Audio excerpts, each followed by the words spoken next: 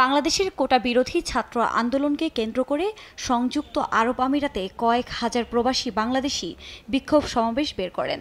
দেশটির আইন বহির্ভূত এ ঘটনায় দেশটির ফেডারেল কোর্ট ৫৭ জন বাংলাদেশিকে বিভিন্ন মেয়াদে সাজা ঘোষণা করেন। তবে বাংলাদেশের অন্তর্বর্তীকালীন সরকার শপথ গ্রহণের পর এই ৫৭ প্রবাসীদের বিষয়টিকে গুরুত্ব সহকারে দেখার মতামত ব্যক্ত করেন। ইতোমধ্যে পররাষ্ট্র দফতর থেকে আমিরাতের সাথে যোগাযোগ করা হয়েছে বলেও জানিয়েছে দেশটিতে নিযুক্ত রাষ্ট্রদূত আবু জাফর। সাজাপ্রাপ্ত আসামিদের সাথে দেখা করে তারা কি করবে সেই বিষয়ে সিদ্ধান্ত নেবে, বাট গভর্নমেন্টের পক্ষ থেকে আপনারা চেষ্টা করছেন, পররাষ্ট্র মন্ত্রণালয় এবং ঢাকাতে ইউএই এমবাসি আছে, তার সাথেও তারা যোগাযোগ করছে। এটা শুধু এক জায়গা থেকে তো না, দুই জায়গা থেকে ডাবল অ্যাপ্রোচ নেওয়া হচ্ছে। ভিয়েনা কনভেনশনে যে ম্যান্ডেট আছে সেই অনুসারে আমরা কাজ করে যাচ্ছি।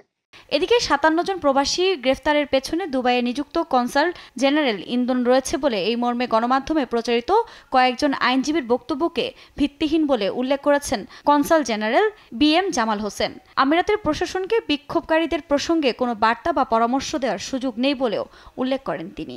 এই সমস্ত বাংলাদেশিকে আইনি সহায়তা দেওয়ার যে বিষয়টি আছে সেটি আমাদের পক্ষে কোনোভাবেই সম্ভব ছিল না, কারণ এটা আমাদের জুরিডিকশনের বাইরে।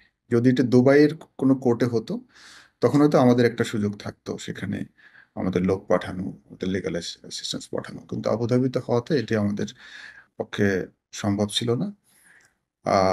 আর কারা অ্যারেস্ট হয়েছে, কাদের বিচার হয়েছে বা এই কোনো তথ্যই আমাদের কাছে ছিল না।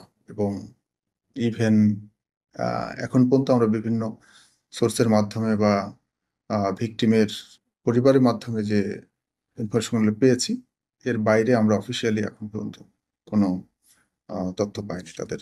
এদিকে ৫৭ জন প্রবাসীকে মুক্ত করার বিষয়ে আইনগত সহায়তা দিতে আমিরাতে কাজ করছেন ইলোরা আফরিন নামে এক বাংলাদেশি আইনজীবী। তিনি জানান, সাজাপ্রাপ্ত ৫৭ জন বাংলাদেশির পক্ষে আপিল করতে আর মাত্র ২ দিন সময় রয়েছে। পরিবারগুলোর পক্ষ থেকে পাওয়ার অফ অ্যাটর্নি সহ ১,৭১,০০০ দিরহাম আর্থিক সহায়তা প্রয়োজন। তিনি বাংলাদেশ সরকারকে এই বিষয়টি নিয়ে দ্রুত পদক্ষেপ নেওয়ার আহ্বান জানান। প্রায় ১ মাস ধরে জেলে কাস্টাডিতে, এরা জানে না কোথায় কি করবে, কিভাবে করবে। তো সবকিছু মিলে আমার মনে হয় যে হাই টাইম যে এই জায়গা থেকে সরকারি ইন্টারভেনশনটা দরকার। আর হচ্ছে আমার সাইড থেকে আমি যতটুকু পারি এখানে যথাযথ ইনফরমেশন কালেক্ট করে এম্বাসিকে অ্যাসিস্ট করা এবং এখানে প্রপার এমিরাটিস লয়ার্স যারা আছে এদের সাথে বুঝা, plus at the same time এখানে জেলে গিয়ে আমার ভাই বোনদের সাথে দেখা করে এদের সাথে অ্যাটলিস্ট মনোবলটা যেন আমি স্ট্রং রাখতে পারি, সেটা যেন আমাকে যথাযথ পদক্ষেপ। বাংলাদেশের সাথে সংযুক্ত আরব আমিরাতের বন্ধুত্বপূর্ণ সম্পর্ক দীর্ঘদিনের, তাই বিষয়টি নিয়ে আইনি লড়াই না করে কূটনৈতিকভাবে সমাধান উচিত বলে মনে করেন প্রবাসীরা। আফরিন মৌ, নিউজ ডেস্ক, দেশ টিভি।